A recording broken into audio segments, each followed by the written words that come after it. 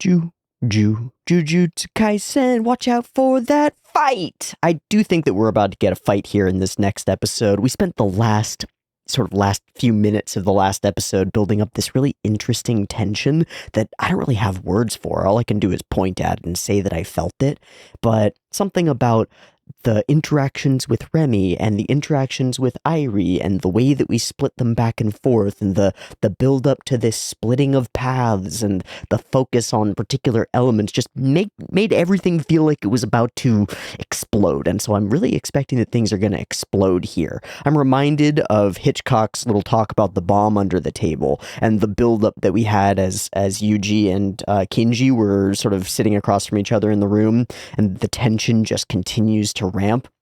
That's a lot of the feeling that I got in the last couple of minutes of the last episode. That tension ramp, and then it just drops off because the episode ends. So we come into this next episode with all of that tension built up, and I'm waiting for something to happen with it, for it to explode or collapse or fall apart in some interesting way, but mostly to explode into a crazy fight.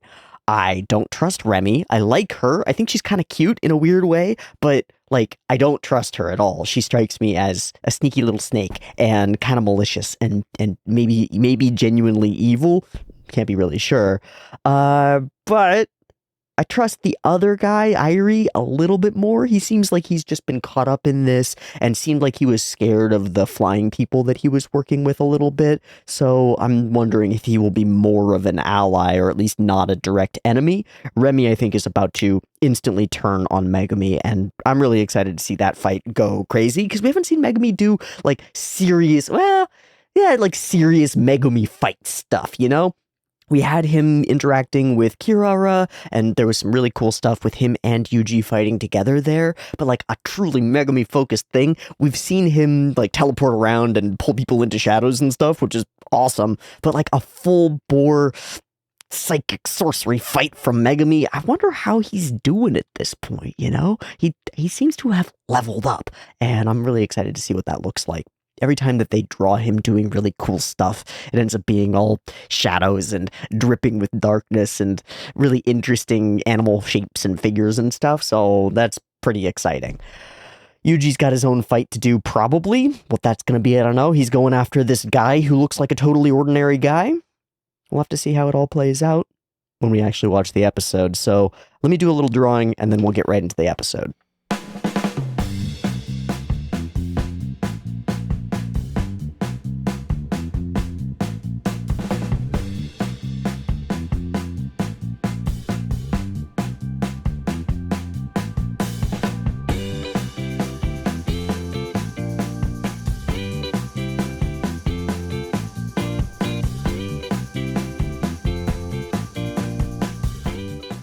Hey, why are you following me? And that's my drawing for the day.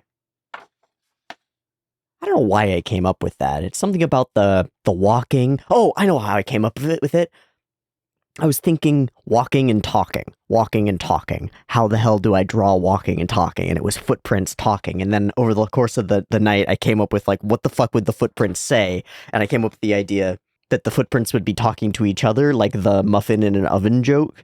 And I ended up drawing, doing a note about it, footprints with thought bubbles. And the first one that I wrote was all right, keep a lookout for sorcerers. That's pretty dumb. And I was maybe the footprints will be talking to each other and they'll be I wonder whose footsteps we're following in. And then that gave me the idea of following in somebody else's footprints and then turning around and being hey, what are you doing? Dumb. It's dumb, but it's kind of wonderful to engage in something dumb and just be okay, so if this is the dumb frame where I'm in, what's the funny thing to say there? And I don't know if there's a funnier thing to say there. There probably is, but I haven't thought of it yet. That's the best I've got in the last 12 hours. Why are you following me? If we do end up directly following in another character's footsteps over the course of this episode, that would be really interesting. I super doubt it and have no plan for that. Let's watch Jujutsu Kaisen Season 3, Episode 8, Tokyo Colony Number 1, Part 2, and let's see how this tension that we've built up finally snaps. I hope that we do a little bit more tension building at the beginning and sort of rebuild that feeling of things being a little off. I'm looking forward to seeing how it goes, though. Okay, let's get into it. We're on episode 8. I've got it up and ready to go. There'll be 2 versions, picture-in-picture in the description, timer on YouTube, early access on the Patreon, and a beep-beep timer to count you down. Let's go.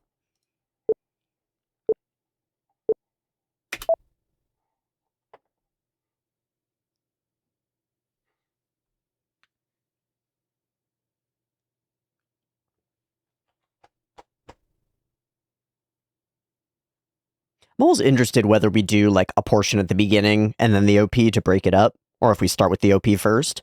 Usually I think when we start with the OP first, the rest of the episode will be more contiguous. But sometimes using it in the center can like break things up in really incredible ways. Kind of like we did with like Ghetto Kenny talking in the beginning of last episode and then using the OP to break things.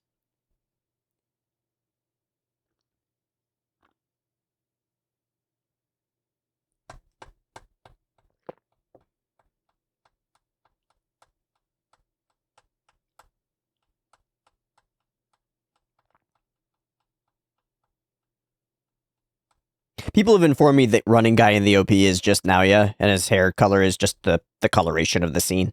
Fine.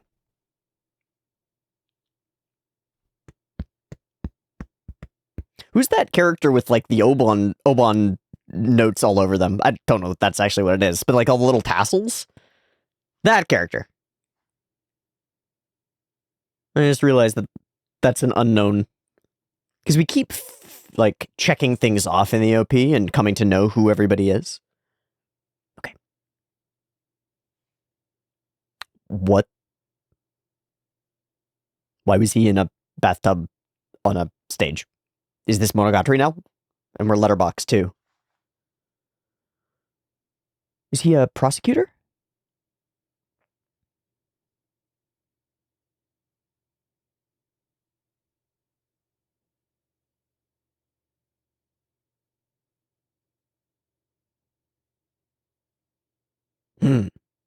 And that's why I killed the police officers?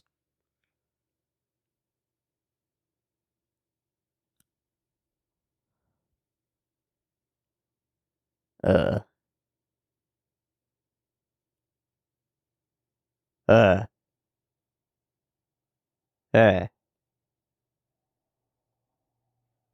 We had that same mirror in the last episode.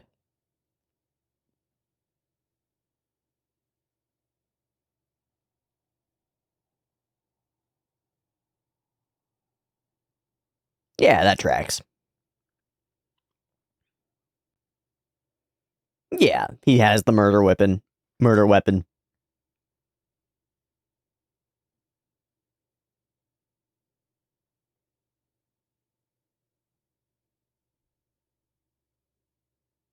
Yeah. Oh man, the blocking, it's interesting.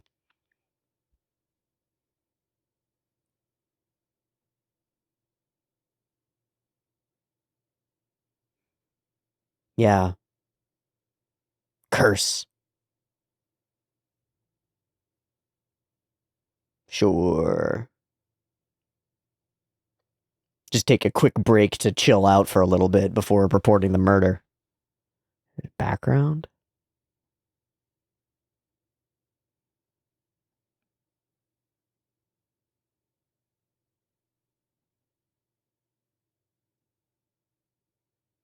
Hmm.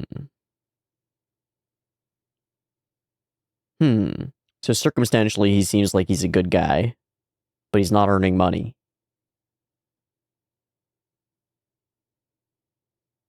Okay. Okay, so he's a slave.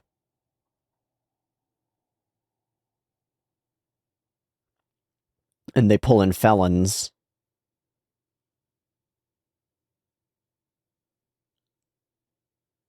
Oh, okay. So there are organizational pressures to prevent him from ratting. Yeah! This is so different from what I expected from this episode, y'all. I don't even know what time period we're in, like how far before the events of the shit. We're letterboxed all the way through, so... I've also watched like a whole bunch of interrogation footage and like true crime stuff over the last week, which is really strange, but now I'm in this. Wow, that's so cute! Him pushing her rolling chair is excellent. I wonder if it's something to do with that. It's not the cat.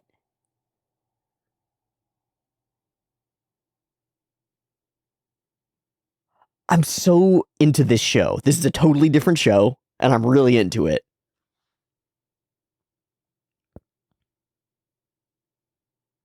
It like feels like a psych murder rom-com.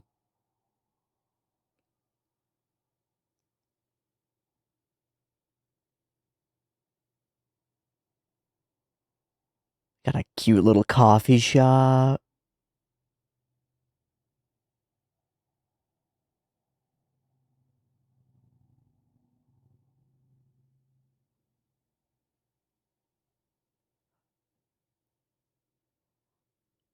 I'm getting pulled into this other show that we're watching now, but this is a completely different show that we're watching, and I have to remind myself that I am watching Jujutsu Kaisen and everything's going to explode at some point.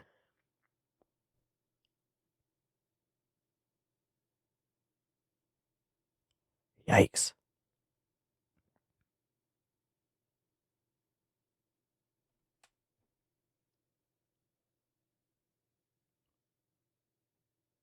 Mm.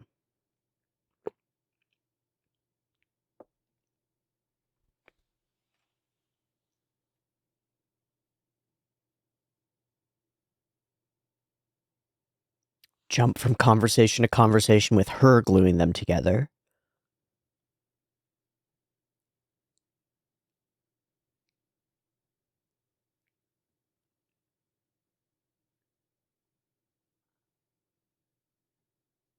Sure.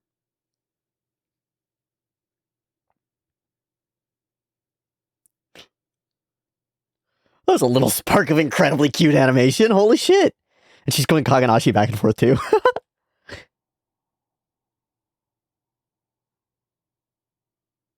Yeah, how you doing, bro? Seen anything weird?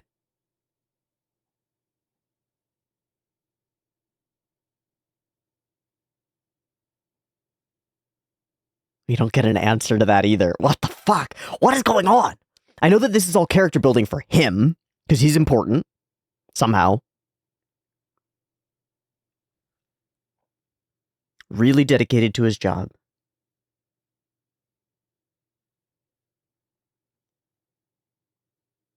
Okay.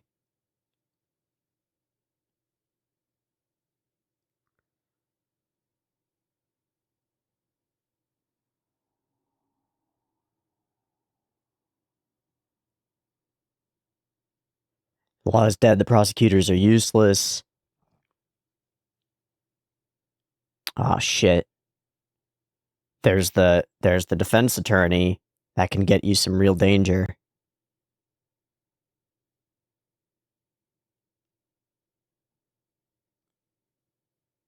He was framed a little bit. Oh, okay, he had an alibi.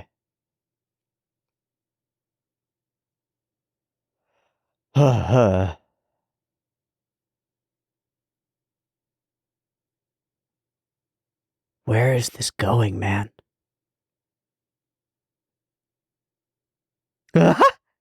She's great. Yeah. Yeah, when the evidence is clear cut. Okay, so we go into appeal. Guilty. Whoa. Life sentence. Whoa.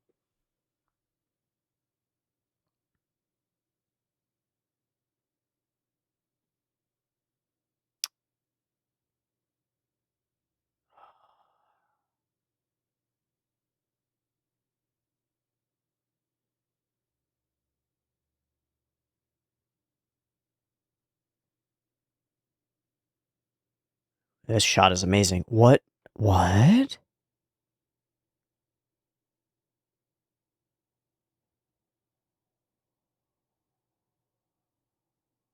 Yeah, for sure. But how? And this frustrates him to no end because he believes in the system. Okay. Oh. Oh. He thinks he's been betrayed somehow.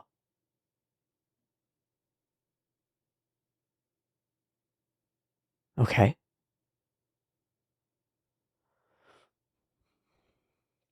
Okay.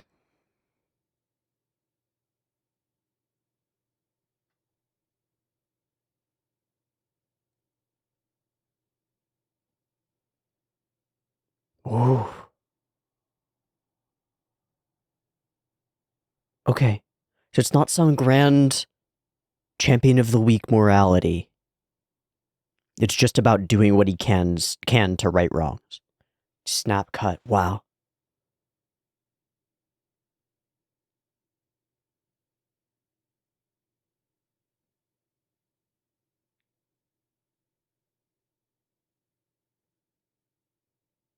Is there anybody in particular that he's suspicious of? Oh, shit. Who gave him a gavel? A gavel. Whoa. His curse.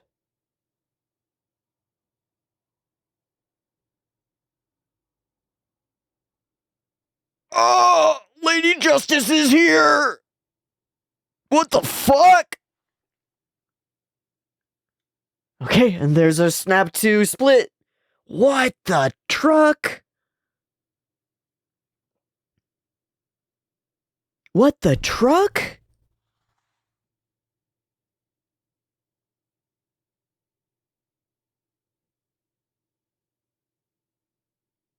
Huh? When's that kid so irie?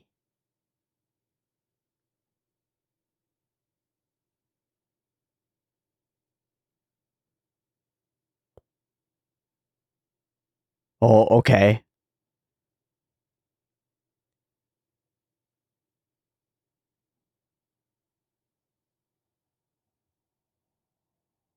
Who's talking to who in this circumstance?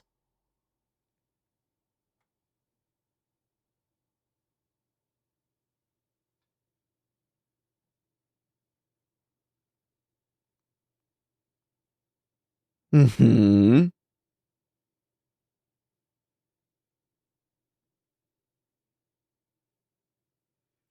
It's aimed at himself? Yeah, okay. Itadori?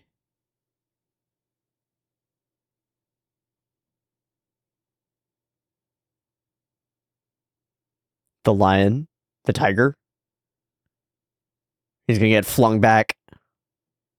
Yeah. We went Kaganashi again.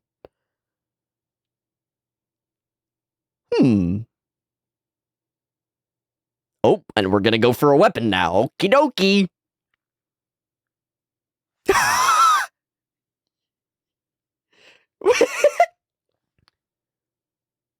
Oh, he's strong. We knew that, but holy shit.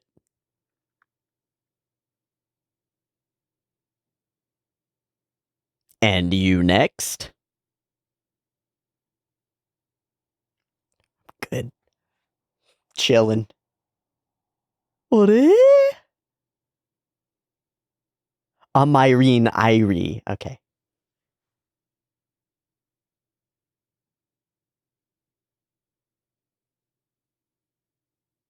So we're going through Ikebukuro anyway? I forget which one each of them said. I don't have time for your shit, girl.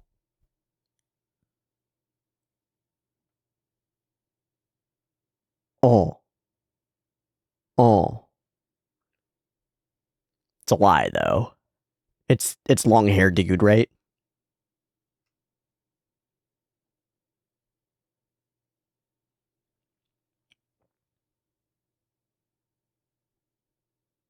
Hmm.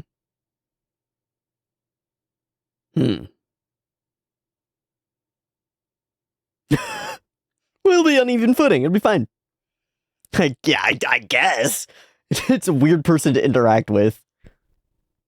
Say it. Yeah, okay. He's led him to his death, he thinks. Okay, this is a cool scene, cool space. And it's too late, you're dead. Oi! Hi, Reggie! Oh. Yeah. Okay. Yeah, shut the fuck up, we're going shadow mode, fuck this. Woohoo! What are you, a fucking JoJo's character? Yo-ho! Yo-ho! Okay, we're on stage now. The lights, I was wrong about which one is where. Oh, he is here in the theater. Just chilling in a bathtub. What?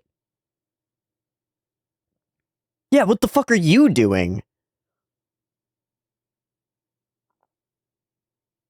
I usually don't. Okay, if you say so.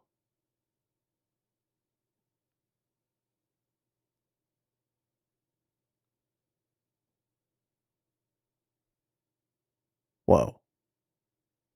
The screen. Pretty crazy. Oh. Oh, is that what we're doing?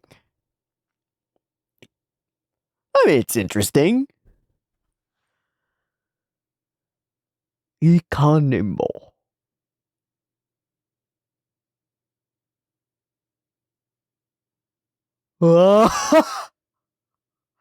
He really is a stand user, isn't he? That's funny. That's funny. I like him. I'm scared.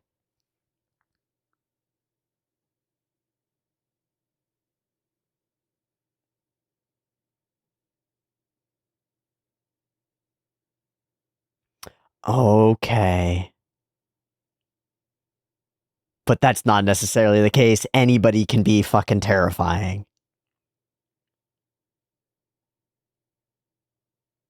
This is true? So what do you want instead? Okay.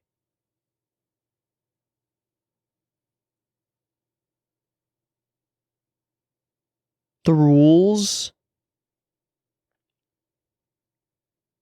Yeah, but what are you getting at? What are you getting at?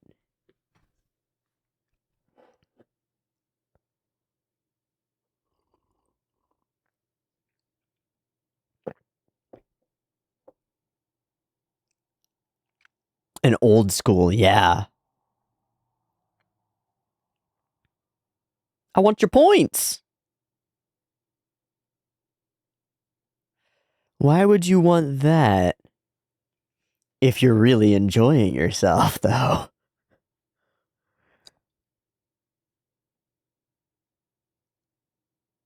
Yeah.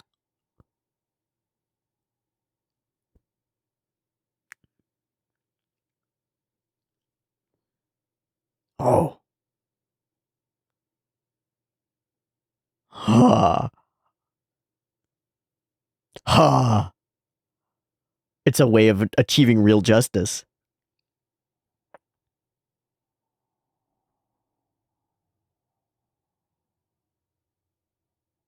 Burafu. Wait, this episode is just talking, no walking.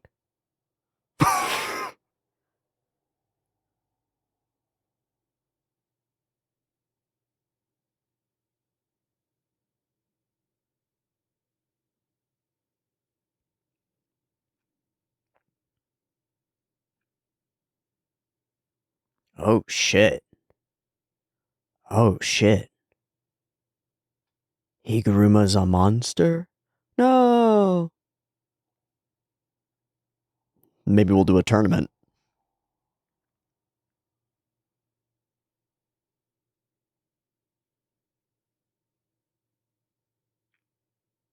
Hmm. Hello, bird.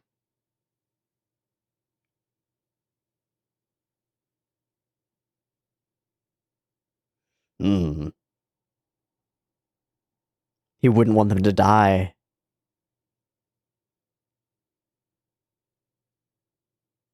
It's more about awakenings. Oh, we just solve them. A perfect world. Justice. Justice written into the physics, yeah? Okay, can we change the rules? Holy shit.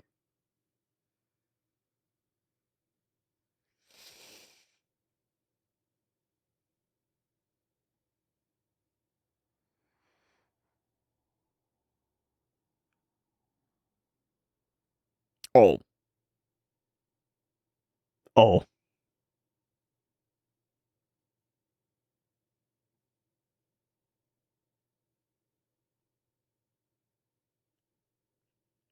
Otherwise, you have... Oh, shit. That's crazy. Okay. The gavel. The bonk hammer. The scales of justice. You need to know what rules you're engaging in, Yuji. You really need to know what rules you're engaging in. That sequence is crazy. Oh, shit. We're going straight into his domain.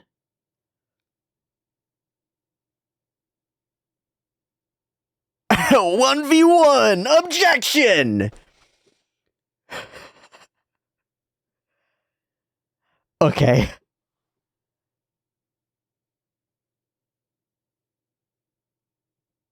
Oh, like literally? Wait, like literally a bomb? Hello, Nerve. Hello, Seal. What?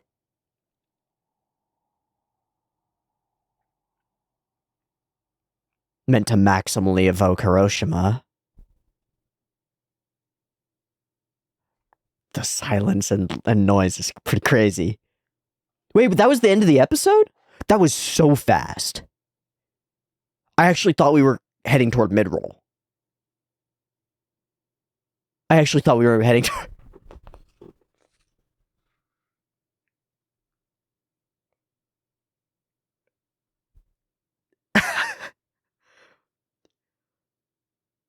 I'm coming up empty. Hold on. How did that... I'm really impressed by this episode, and I don't know how to feel about it at all.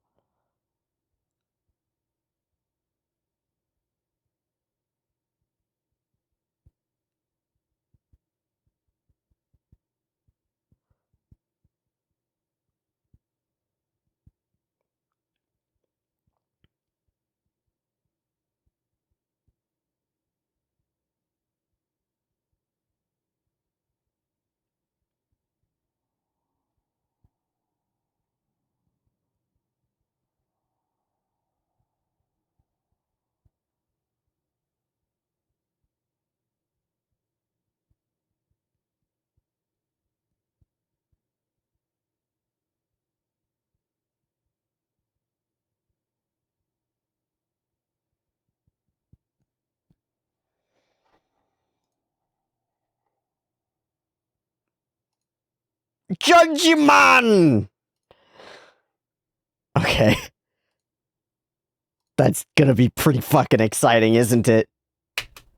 That's gonna be pretty fucking exciting, isn't it? Okay. That sounds really fun. We're gonna have an in-middle of trial battle, and then maybe we'll focus on Fushiguro for a different episode.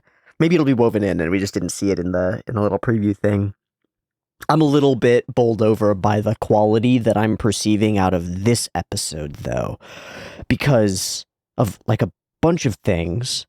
The complete tone shift to the everyday life of Higuruma is totally novel to me. Like, it feels completely different. Feels like I've jumped into a completely different director, a completely different project, like a totally different piece of storytelling, and yet it fits, it folds in.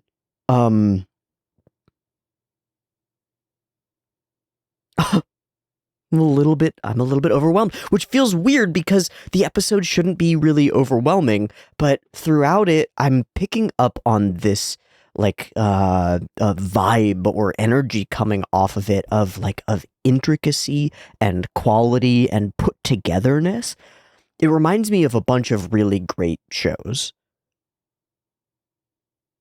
But to actually cement it and put into words what I'm feeling about it and like what is happening on screen that's making me feel that is something that I'm struggling to overcome. I'm going to take a little break. I'm going to think.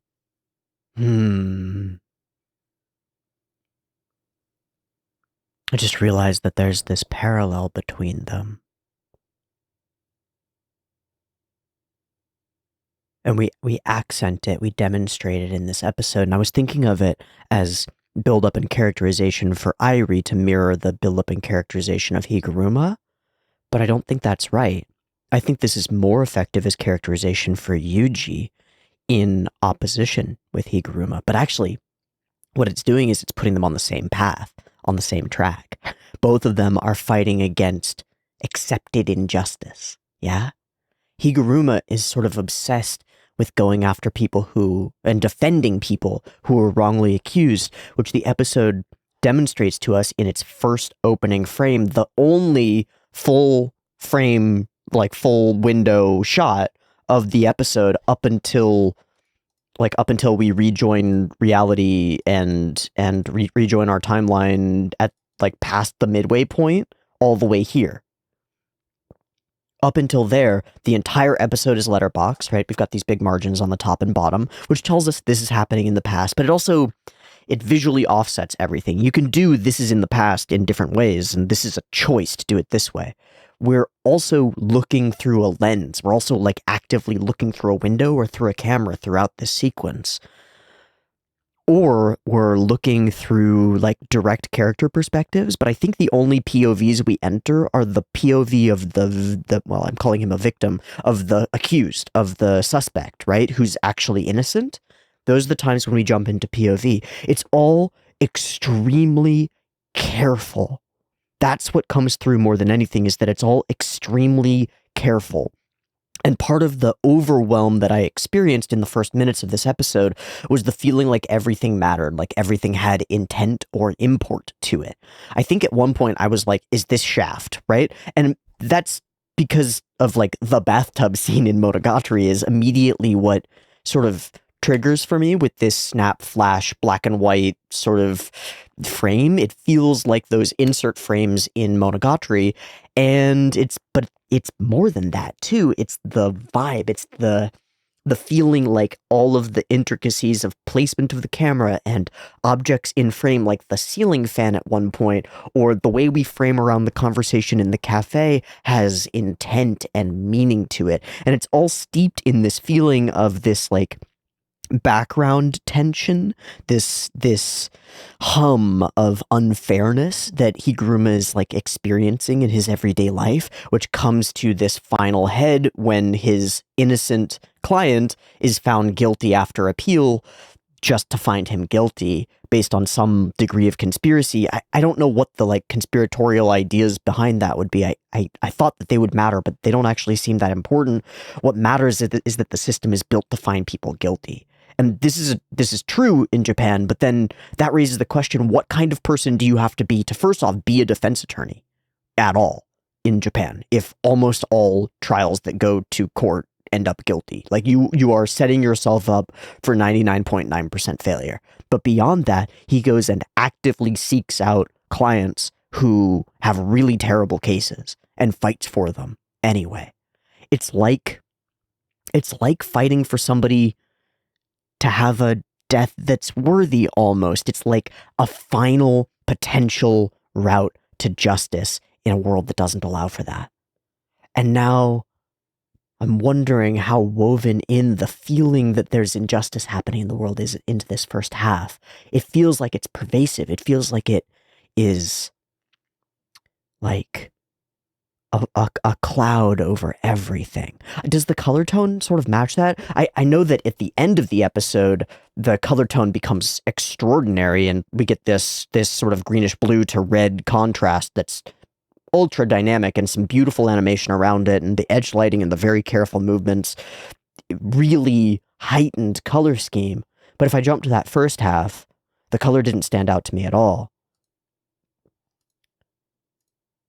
It's very real, but almost like shot through a film camera reel, where it's a little bit, not quite grain, but a little bit muted.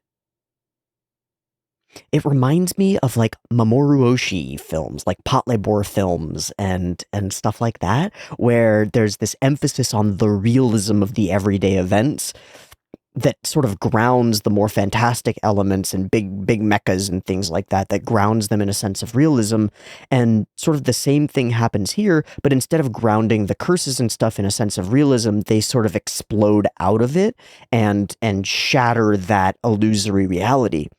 And from that perspective, this world is so much brighter and has so much more color in it for somebody like Higuruma, who sees this like shadow and darkness and lack of contrast in his real life. Now he has the opportunity, under the auspices of the culling game, to seek out something closer to his actual ideal of justice, something that can't be manipulated. And that world seems better to him. It seems brighter. Okay. I love this ceiling fan. I just ended up on this frame randomly, but like the ceiling fan, the multiple like layers of movement, the character moving, spinning in her chair, it feels like every scene has something like that to it. Some extra. Maybe a little bit more than some extra. Like him getting up and pushing her chair around. Whoop. There's playfulness and characterization, and there's more to all of this. Like way too much to all of this. And all of it manages to like transfer information to me without making it obvious to me what it's doing and what it's actually trying to instill. That's part of why I had to like sit and think about it for a little bit. And I'm still thinking about it. My mind is racing at 1,000,000 miles a minute because I feel like so much information that I've missed is all throughout this. Whoa. Pretty gray world, which makes sense. It's winter. It's a penitentiary. It shouldn't be bright and shiny, but we start immediately instilling this grayness into the scene. I think the introduction of this suspect is pretty amazing. It feels kind of incredibly concise. It leads in immediately to the obvious conclusion by presenting the evidence, and then demonstrates where Higuruma has placed himself, which is in opposition to that conclusion, in order to pursue real justice. He actually believes him, and wants. He's got some complex about fighting the greatest potential injustice. Like, at this point, when we're right around here and he tells us about the cat is going to die, no one else knew about it. The feeling that I get is, wow, how heartless of this character to be thinking about this cat when clearly somebody is dead. Like, clearly somebody has been, like, something terrible has happened, and he's worried about whether his cat is going to be alive, right? And so it's like, oh, that's the justification that he's going to use for killing 3 police officers, right? It's like, well, my cat was gonna die if I got taken into custody, and I couldn't let that happen, so I killed the cops. Immediately, that's the conclusion that this led me to. Kind of amazing that these little pieces of information lead directly, at least for me, directly to that sort of set of beliefs. I also want to note that the frame here is really freaking cool. Again, we have an additional layer of motion. Oh, he's not moving. Okay, I thought that the guy behind him would be moving, but I'm wrong. I was going to note that, but the most important thing is this big shadow on the wall from Higuruma over him, and yet we've got the other character's shadow on him as well, right? It's like, how is this scene lit? We can see the fluorescent lights up above, right? So how the fuck is this lit in such a way that these big cast shadows are coming from behind him, like right here, yeah? If you wanted to get a shadow like that, you'd have to put a pretty bright light focusing toward the camera, toward my camera, right? You'd have to put that light right behind me. And that would cast my shadow over whoever I was sitting across from. But that light doesn't exist in a frame. Instead, it's a symbol. Shadow and shadow. It's like interesting. I don't know what it means, but it's interesting. As are these POV shots of the handcuffs. We have them here and we have them later as well. I guess they bound him in cloth before actually binding him in handcuffs. I don't really know. I'm curious about that. The whole walking scene is really kind of stunningly intricate. And there are a couple more after that are as well, all the way up to our red and blue, very slow getting out of the tub, like coming down the steps and everything's rotating. Whoa. Also reminiscent of Yuji heading down the steps from the stained glass. Yeah. And then the mirrors and the motion. There are like a dozen, maybe 24 background shots and sequences and foreground things directly in frame where we lapse into shadowless, like Kaganashi stuff, and it's got such a unique feel. It again reminds me of Mamoru Oshii films more than anything. Even if it's not exactly what's being used, it feels like that.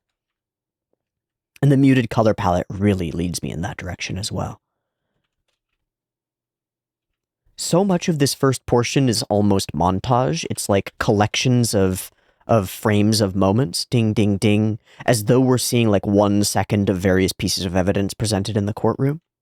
Culprit denied all culpability. I just picked it up.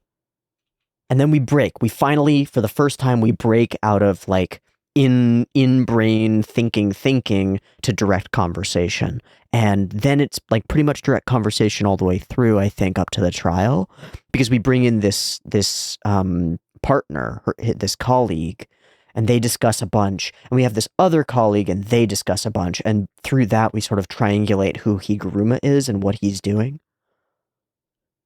It's much more colorful when she's in frame, isn't it?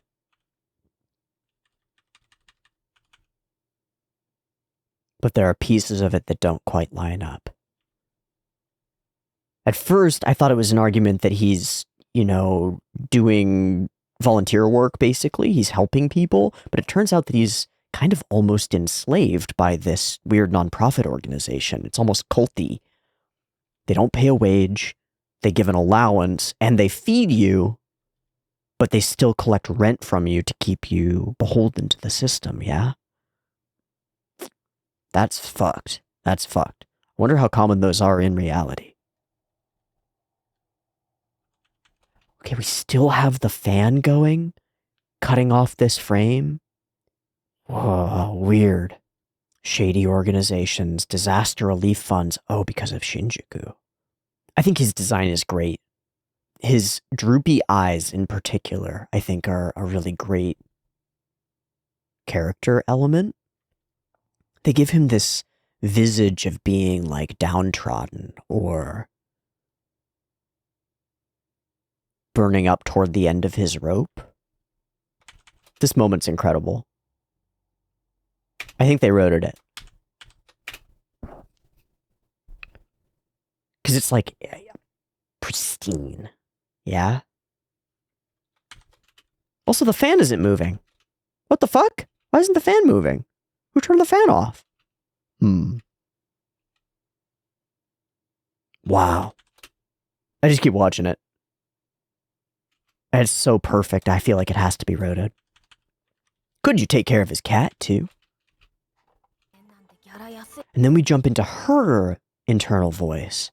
This is a beautiful scene, too. And there's so many, like, interesting walking shots. Streetlights, rushing across. It's kind of really cute little blink, blink, blink, blink. She's cute. Not just her, like, design or anything, but, like, the animation around her and the character that comes through. She's cute. Why would you accept a case like this? It's fine from time to time. If we only take easy cases, we'll get rusty. And she's like, no, you take these cases all the time. And then she actually says it. This is beautiful. Just a little moment entering into a cafe, and then the music kicks in. It's cool. There's so much movement. Layers of characters walking by. And then we're eating inside. And then there's more. We got, people going by. And there's a little stroller and stuff. Okay. Here's where I have to admit defeat. I must admit defeat. I can't think of a single reason why this little sequence should stand out to me. Why it should be anything more than just like basic animation stuff, basic film stuff. I don't think it should, but it does, and I don't have the words for why. And so I admit defeat. Maybe it shouldn't. Maybe I'm just reading into it too much, or maybe it's the build-up that's gone up to this point. But this shouldn't wow me, and yet something about it wows me. We got this outside scene, characters walking by, people driving by on scooters. There'll be a lady with a stroller at some point, and she takes this sip inside, and we cut to her taking the sip inside, and she moves, and the shadows across her face move, and then we cut back to it. And I don't know. There's like nothing fancy about it, not even a little bit, and yet something about it makes me go, whoa, whoever's in charge of the camera knows what the fuck they're doing. And I don't know why. I feel like if you put 10 directors on this sequence, half of them would fumble it somehow, and the other half would come up with other ways of shooting the scene that wouldn't be as like intriguing, continuously keeping my attention and focus as whatever the fuck just happened.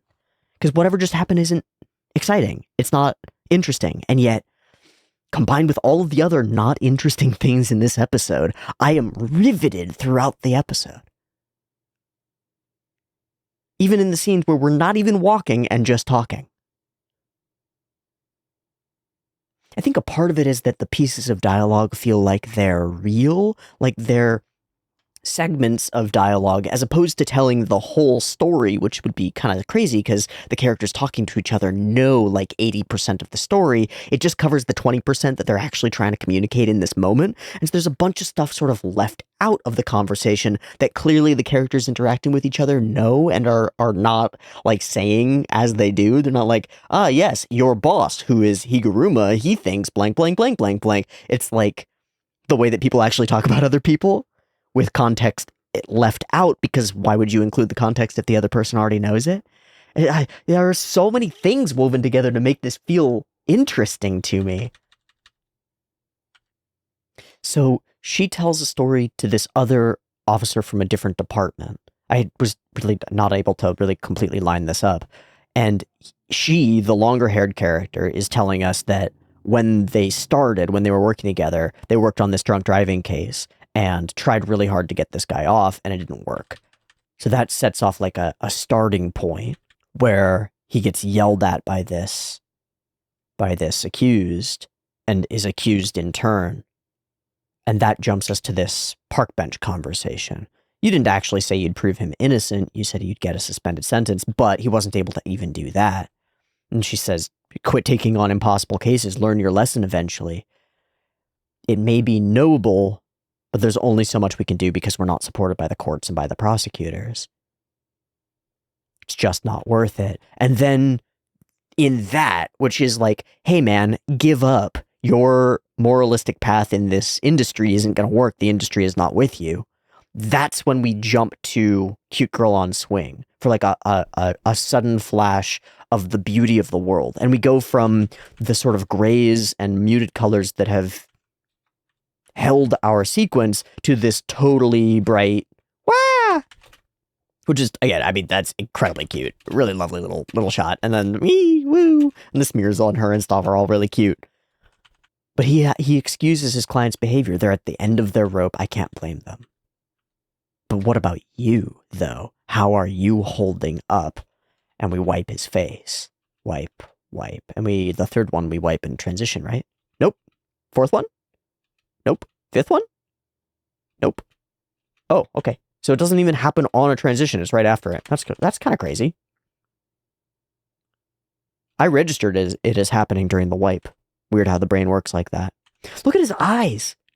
Right? Dude looks haunted all the time. happened right over there. So there's a little more color to everything, I think. But we're just going through all these sleepless nights and montaging through the work. Not guilty. Whoa. Shock. The 0.01%. But even then, it's still not over. And we do this angle on him, which is going to be mirrored when he's in the bathtub more than once. Extremely surprised. So people believe that the verdict was paid for, was bought. Murder is fine as long as you pay up, I guess. Police are so incompetent, why do I pay taxes? So there's this immense social pressure to get a conviction no matter what. I wonder how many innocent people go to jail in Japan. Because, like, is it the case that they simply will not bring a case unless they have conclusive evidence? Or is it the case that if a case is brought, it's going to be a guilty verdict? Because not all cases that go to trial are guilty. But there's this social pressure. Whoa.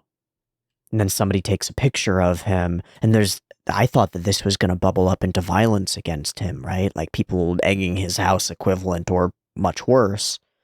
Here's the defense attorney who helped this guy get off for his obvious crime. But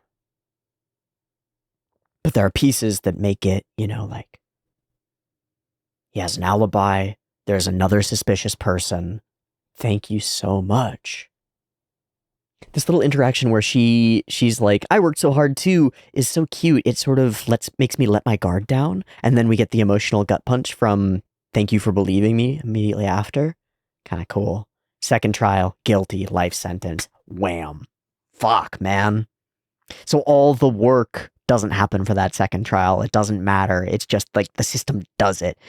We spend all this time like proving it through montage, and that gives us this feeling like time has passed and effort has gone in. And the second time we're like, he's innocent. He's guilty, actually. It feels unfair, even in the timing of it. This warpy, wavy scene is really cute. And then the feet going across it is amazing. No new evidence. And yet the findings were absurd. This is like 4th or 5th walk cycle of just feet. If this weren't like a different show and they weren't men's feet, I would think this was Naoki Yamada. It's really interesting. And then handcuffs, POV again. This was set up for a guilty verdict from the start. He looks up and he is once again accused by the eyes of the person he was supposed to be protecting. So it's his fault now. Because that's fury, that's betrayal, that's accusation. That's you did this, you promised me. I believed in you. Why are you looking at me that way? Why was he looking at me that way? Why are you looking at me that way? And how are you holding up? I'm not trying to champion saving the weak. Not trying to do something crazy moralistic. This is just my nature. I can't ignore something that I know is wrong. A part of me I cannot change. He believes in Lady Justice, like actually believes in it. As a fundamental principle, she closes her eyes to uphold equality under the law, but people close their eyes whenever it benefits them. He believes that there's like a way to reconcile those, to force people to open their eyes and see the truth and let justice be done. So I don't want those reaching out for help to go unseen. I want to keep my eyes open. And that means like keep my eyes open to the possibility of a new change, right? And if one were to magically occur and put me into a world where justice could actually be done, I'd be like, damn, this is pretty good, isn't it? Fuck.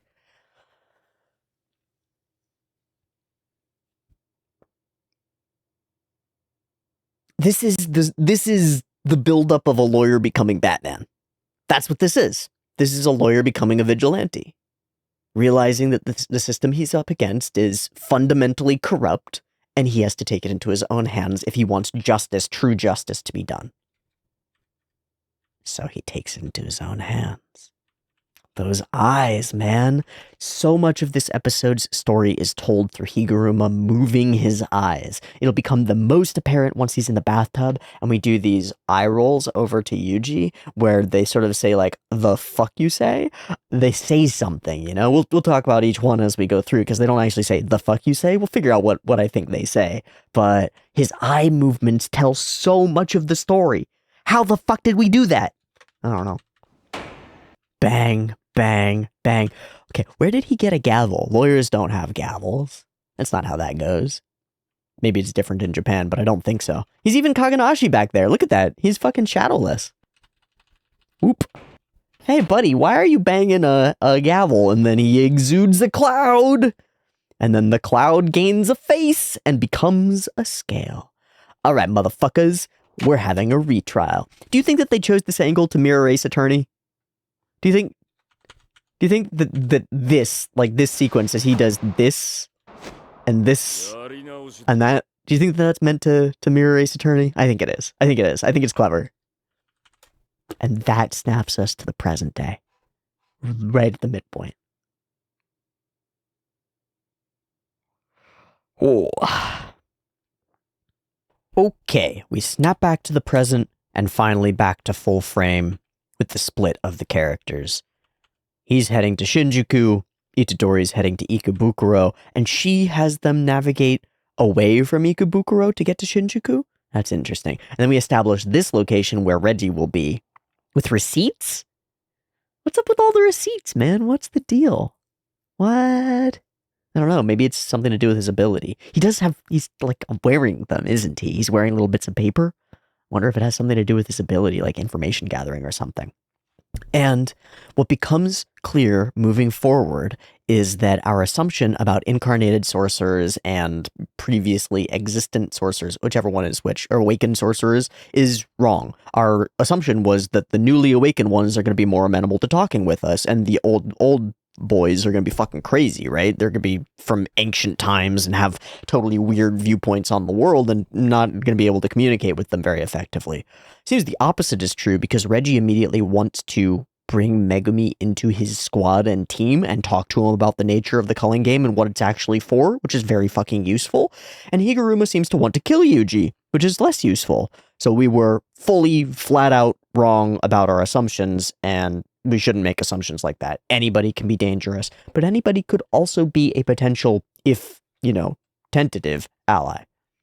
Now, what is up with these receipts? They're from different places too, and he's putting like tokens or are they not shogi, not shogi, go. He's putting go tiles on them, right? I wonder if he flips them in some way. There are also stacks of receipts. What the fuck? My next sucker. Like scam? Next person to scam? Weird. Okay, so that's our one little flash. And then we jump back in time again. This time to cement Yuji's character in the past. And Airi, a little bit. Amairine, a little bit as well. What is this dialogue going inside Airi's head? It's him telling himself what to do in circumstance in order to maintain his social position, right? That's my inference on it, but I'm not really sure. It's already dramatically more colorful than the entire scene over here, yeah? Everything's kind of washed out with the exception of the little girl on the swings. Everything's kind of washed out or distanced from us, and here everything is sunset hues, tone, legit.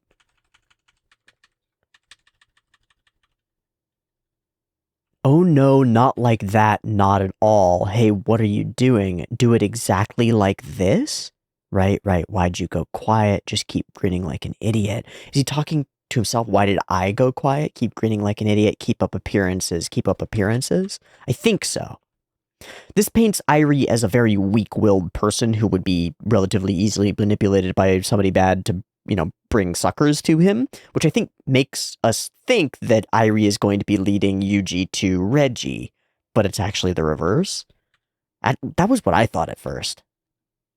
See, what did I tell you? Not that I actually told you anything. Why don't you get it? Are you stupid? These guys aren't smart or athletic. As long as I don't As long as you don't. At first I thought he was like in head conversing toward the guy getting beat up. Like, just keep grinning, they'll leave you alone. But that's not it at all. He's talking about himself. Just don't hurt their egos and you won't be targeted. You won't be bullied. So it's all stemming from this sense of weakness, this sense of I'm prey and I have to pretend not to be prey. I have to put on wolf's clothing. You might even get something nice out of it. So his attitude is all, as long as you go along with the flow, everything will be fine. And then that is contradicted by the actions of Yuji. Yeah? By Itadori's perspective. Here comes a fucking idiot. And we watch a guy go to teach him a lesson. And we see Yuji is just as capable now as he was when he first fought a curse. He is the tiger of West Middle, right? Really great smears and a cool action sequence. We've seen whoever did that cut before. And then they go for it too, with a weapon this time. He's so nonchalant. We get almost like circus music. It's like, oh, you clowns. Goddamn, Yuji.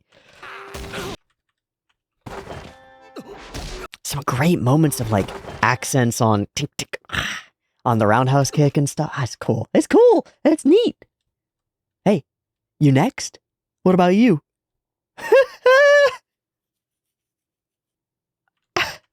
I'm gonna pull off subtitles for a second just so I can screenshot this. It hasn't happened in a long time that I've seen a face that desperately needs to be an emoji on my Discord channel, but this is one, so I'm just gonna take a quick screenshot of it.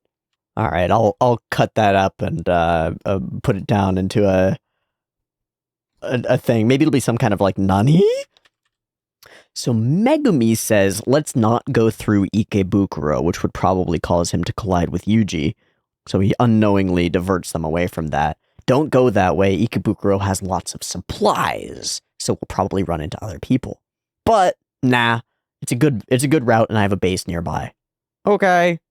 And she's got all these excuses. I want to take a shower and stuff, which is kind of crazy. And then on the other side, Higuruma uses this theater. Cool. Thanks, bro. And he's like, wait. You're not going to be suspicious or anything? You just believe me? You're seriously going in? Well, I'd rather find my friend first, but, I gotta go, man. Well, be careful. Once he beat Haba to a pulp. That's fine. I could do that too. We'll have no problem. I should be able to run away. Not if you get domain expanded on, bro. Not if you get locked into a legal trial where, like, whatever you say is probably binding and you probably get fucking dead if you say the wrong thing. So Airi struggles to say, hey dude, maybe don't go in there. You're gonna get killed. I've actually led you to your doom. But he doesn't. He pussies out. This location's really cool. It really reminds me of Monogatari. All these crisscrossing objects and then the strange layout of all these little stools or tables, or I guess they're stools. It's interesting. Sorry, dude. And the door opens on the other side. Are you Higuruma? No, I'm Reggie. Check out my fucking receipts. What the fuck? What the fuck? What the hell? What a guy. That's a great face. Hey, you betrayed me. I want to know Reggie's voice actor. I actually want to know if he's a JoJo. Yutaka Aoyama. Oh, he's the narrator for Kaguya-sama. Oh, he's been in some porn too. Surprising to see that on Mal sometimes when I scroll through. Not a JoJo, but a deep voice narrator nonetheless. Wow, that's cool. That's the Kaguya-sama narrator. You've been played. What a face. I'm not scared at all. Just so you know, Reggie, shut the fuck up. We're getting smoky in here. Okay, I bet it looks really cool, right? Yeah, it looks amazing. Clever wipe, too.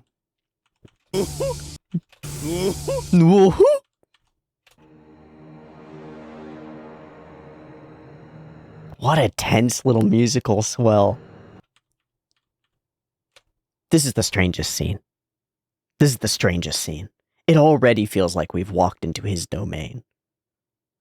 And he's completely uncaring. I mean, the suit in the bath thing is direct, yeah? This is the set of norms. You don't do this kind of thing. He does this kind of thing to find out what it feels like. He's crossing his boundaries. He's finding out in a world where the rules don't exist, what rules he cares about. Because he gets to decide. He's gone full vigilante. But beyond that, it's like, full I am justice. Whoa. Hey man, what the fuck are you doing in that bathtub? It's kind of weird. Yeah, it's pretty good. It's a good time. And then the screen starts displaying things behind, and his shadow starts becoming, almost having a life of its own. This is what I mean by, like, this feels like Monogatari in some ways, because there's stuff happening non-diegetically in scene that can't really be happening. Like, I can't believe that there's actually a projection of kids floating on their backs in the pool in this scene. It's not there, but it's there. It's in the visual. It's in the mental language. Like, we're already in his psychic domain. Weird. A lot of things don't matter to me. So I've been trying things I always thought I shouldn't do. Like murder, you know? I guess I've gone off the rails. Is that funny? Well, like a little bit. I want to talk. Wait. And he makes the lawyer joke. It's really kind of fun. It's a good joke. Jodan. I just wanted to play the money-grubbing lawyer for once. It's this desire to be the things that he's always held himself apart from, yeah? At least to play them out a little bit. Oh, it's dangerous. It feels dangerous. He's probably not incarnated. He's a modern sorcerer, so we can talk it out. And that's the wrong impression. Because as we learn over the episode, I don't think you can talk to this guy. I think you're going to have a better opportunity talking to Reggie, which is crazy. He's gone from a moral, communicable character to somebody broken. Maybe I'm wrong. I hope that I'm wrong. Maybe if he, sentences Yuji as innocent, then he'll end up on our team, but I don't think so. I think he's scary as shit. Yeah. Oh, look at the smears. Go kaku. You are strong. You should join us. Hey, wait, I didn't agree to this. What do you know about the culling game? And Megumi lays it out, except for Master Tengen, and it is revealed that he knows Kenjaku, so we know what's going on that front. I think that's the last time we see Reggie. Yeah? Because we've got 6 minutes left, 1:30 of that is the ED. I think that's the last time we see Reggie. We might have one more flash as we build up to something. Hey, we want to end the game. The eyes roll. It tells us everything, right? Literal side-eye. He's chilling, he's looking up. This is also the same frame as here. As right here. It's exactly the same. This is immediately after their victory. He leans back and puts his hands on his head, on his face, just like this. They'll appeal right away. Right? This is as much success as he's able to have before the despair, creeps back in. And that's what he looks like immediately after Yuji says, put an end to the game. We want to put an end to this game. Exactly the same scene. And this time his eyes roll over the side. You fucking what? Wait, actually, we don't want to really put an end to it. We just want to nullify the compulsory killing. Please let us use your points. Blunt then. No. Not a joke. There's potential in the game. The law is sometimes powerless, but this culling game is not powerless. I've been granted power, and so the rules must be true too. The logic lines up. Okay, we do meet Reggie again to talk about the misdirect on the cursed energy. And he frames Higuruma as having killed a fuckload of people. The culling game will reach a stalemate. And at this point, I'm not sure about the plan. There are pieces missing. It already has reached that stalemate. He definitely seems to want to awaken new sorcerers, but not to kill them off like that. The speed of transitions feels like it's ramping up a little bit, like we're getting faster and faster, and at this point we bring in red for the first time. And it comes from the projector, which is really interesting, because it's unclear whether the projector has actually been on this whole time. What if instead of debating these cases, if they were just punished by karma instantly, like by the laws of physics? Wouldn't that be wonderful? There are issues with the current rules, but I want to observe the core system. We start doing shots that are amazing. You know all the shots in the Dandadan OP of characters striking different poses in single color? That's what a lot of these shots remind me of. They're amazing. The angle choice, the shadows, the sort of distortion and foreshortening of the characters' faces as we choose interesting angles for them. Each of these shots speaks volumes, and I don't know what the words are, but they speak volumes. They say, in some sense, that this person's mind is not approachable. Like, there's stuff going on inside this character's head that I can't reach no matter what he says and tries to express to me. There's something going on, some machinery working on within his skull that's like off. I'd really love to witness technique stripping. He expresses his thing. This is a ritual. Everybody's gonna die. No, impossible. The rules say it will be long lasting. This is the next eye roll, right?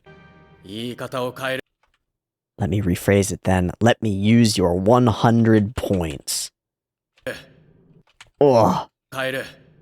Oh. What an angle. What a shot. And then the...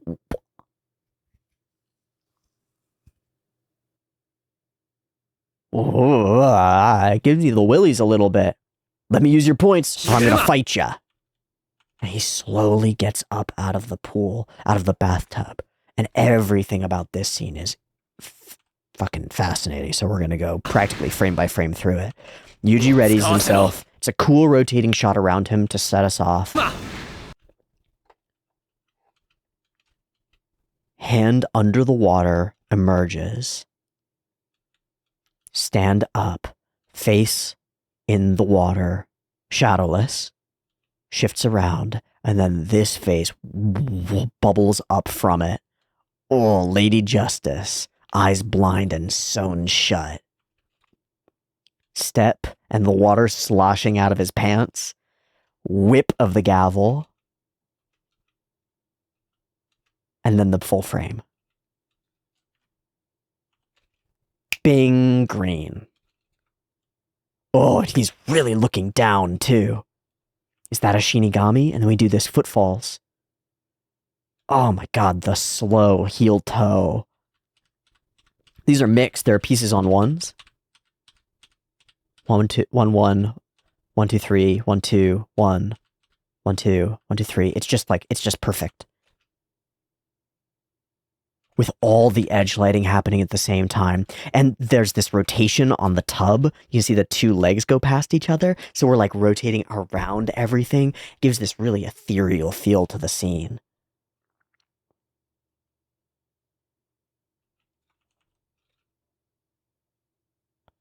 And then it rotates toward us again. Or we rotate around his feet, I'm not sure, to come down these stairs. And again, it's a little bit reminiscent of Yuji coming down the stairs in front of the red. But holy shit, dude. Who animated that? I'll be ready to handle whatever he throws at me. No, you won't.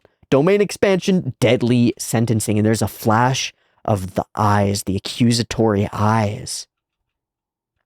And what is that one?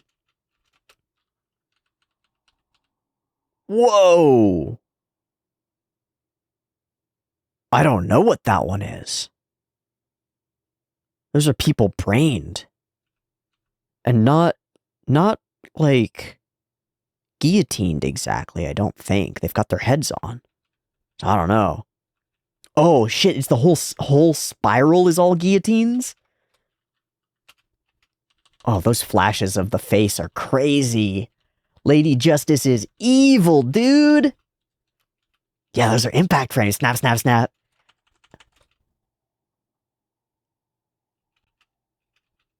And then the darkness flowing over top, like it's already dark, but then it's pure blackness. Woof. The guillotine falls. It's all guillotines all the way around. Chunk, chunk, chunk, chunk. Bang, bang, bang. Time for your trial. And Kenjaku is going to drop a bomb when only the strongest remain. To kill them all? How will that help him? And who are these people? And the whole conversation happens silently as the roar of the explosion takes over everything. Who's he talking to? Oh, we're gonna have to find out next time. I gotta go to Sakagaburo. I want to know who did the cutesy moments, like the little girl on the swing, or the coworker, colleague, like bouncing across the street. I want to know if there's like consistency in who's responsible for the various shadowless cuts, small and far away, and big and up close and front and center in the scene. I don't know. And then I know that it's Yosuke Takeda doing the episode direction for this episode. And then he had some work on Evangelion and stuff, but I'm going to go look at him again, try to put some things together about the way that this is structured. But mostly I want to go look at Sakagaburo. Let me pull up Sakagaburo and I'll look at Yosuke Takeda in the meantime. I'm sorry, it is Takada, not Takeda. Takada. My apologies. Okay, not many insights regarding Takada. Okay, there are a fuckload of cuts listed for this episode, so I think we're gonna do 4 full rows of them. Cool? Cool. Because they're... Oh, well, I think we have an answer. I think we have an answer. Did Koki Fujimoto animate this entire episode himself? Do you see this? Do you see this? Do you see this? Do you see this? Do you see that every single cut is Koki Fujimoto? Koki Fujimoto, who the fuck are you? I mean, I know who you are, but who the fuck are you? Who let you do this? Oh, I just saw him on Freeren. Like, just.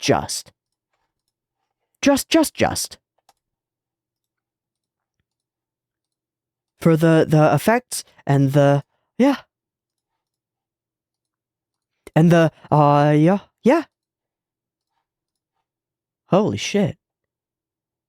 Okay. And then tons of cuts from this episode. Holy shit, Fujimoto.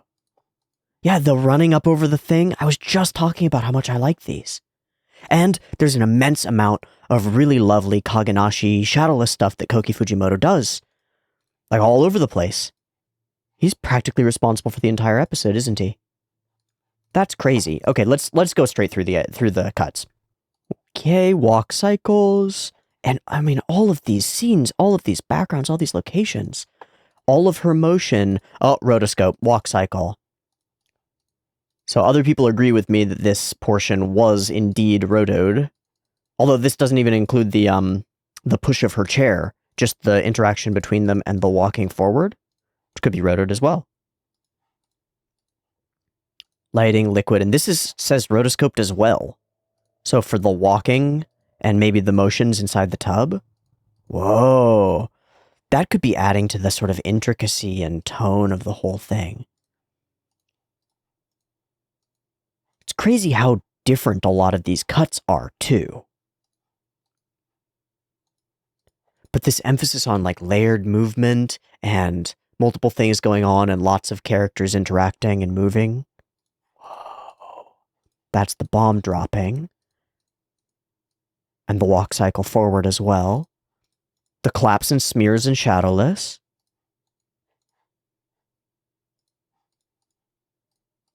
opening, the faces, the whoosh, the smoke, the water, this other face, identical to the first one that he drew, the movement, the character acting, the liquids, the rotation, the hand, the characters walking. There's Roto listed as well. You know, it does feel like the characters in here at the very least are rotated. It could be the characters walking by as well, but I can't tell.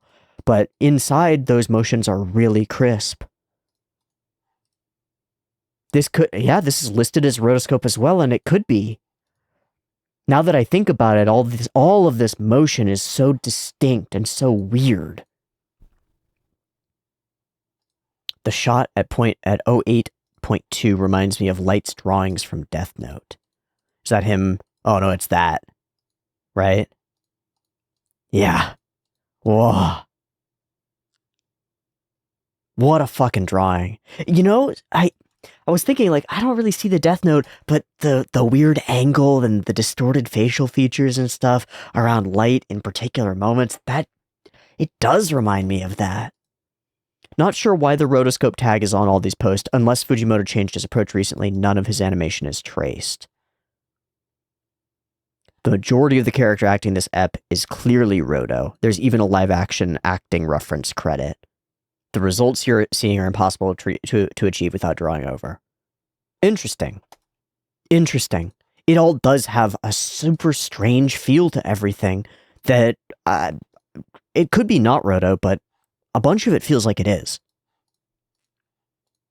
How are you so good? You can clearly communicate someone putting a hand in their pocket with neither a hand nor pocket even visible. In what context? At 10, he puts his... Yeah, that's kind of awesome. It's not what would have stood out to me in this scene, but it's kind of awesome.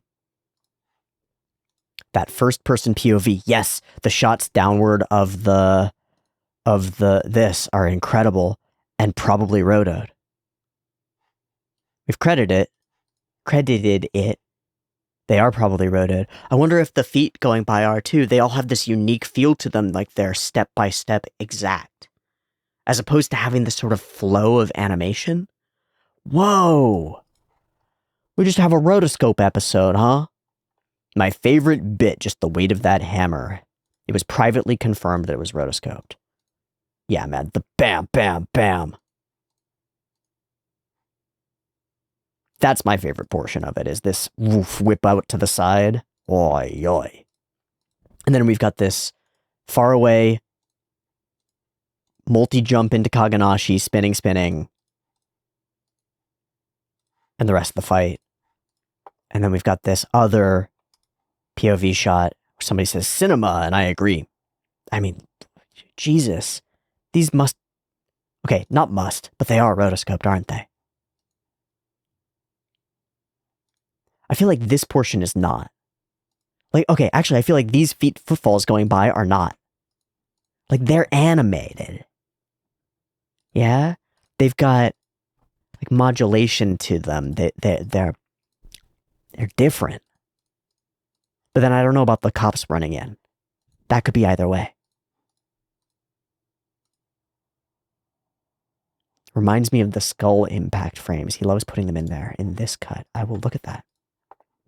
This is from Chainsaw Man Fujimoto. Oh, in this sequence. Okay, yeah, that makes so much sense, huh? Yeah, okay.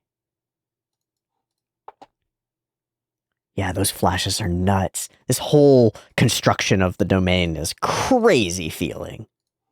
And then the spotlights come on. In-betweens are overrated. I think they're talking about the third cut when she's running toward Higuruma. It's probably rotoed. This one feels like it to me. So this is where they're like, in-betweens are overrated because she's so jumpy. But I really like the way that it looks. Blink, blink, blink, blink, blink, blink, blink, blink. And then finally, this clearly is the most interesting cut in the episode, is getting up out of the tub.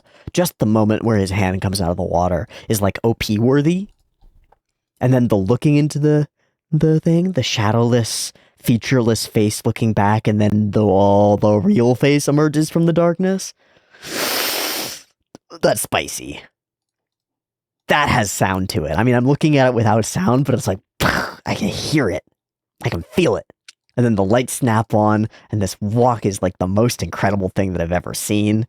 There are like 8 really good walks in this episode, like 8 of them. They're all fascinating, but they all get blown out of the bathwater by that one. And the shadow on the wall moving, and this sort of like side perspective that he takes to everything.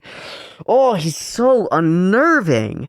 How did we go from a character where I was like, this guy's a good dude, and I believe in him, and he's fighting for what's right, to being like, this is the least predictable, most dangerous person that we have come across in Jujutsu Kaisen, full stop. What the fuck? How do we do that? Carefully. Carefully. Starting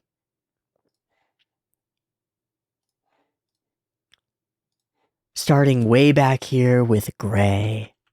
Starting right here in a bathtub with this statement. Starting with this story of trying to save people from being wrongly accused. Starting with this slow build and the relationships with his other staff members. And somehow it all like beautifully builds up to this fever pitch and collapses into the domain expansion and the realization that he is not our best lead. What an episode. I'm really excited to see how this fight, or maybe 2 fights, because Reggie's also here, kicks into gear next episode. I expect the best. I really do. But this, for a setup episode, this might be the best. Like, you may not be able to top this with extravagant action, because extravagant action sort of speaks for itself, and this is next level.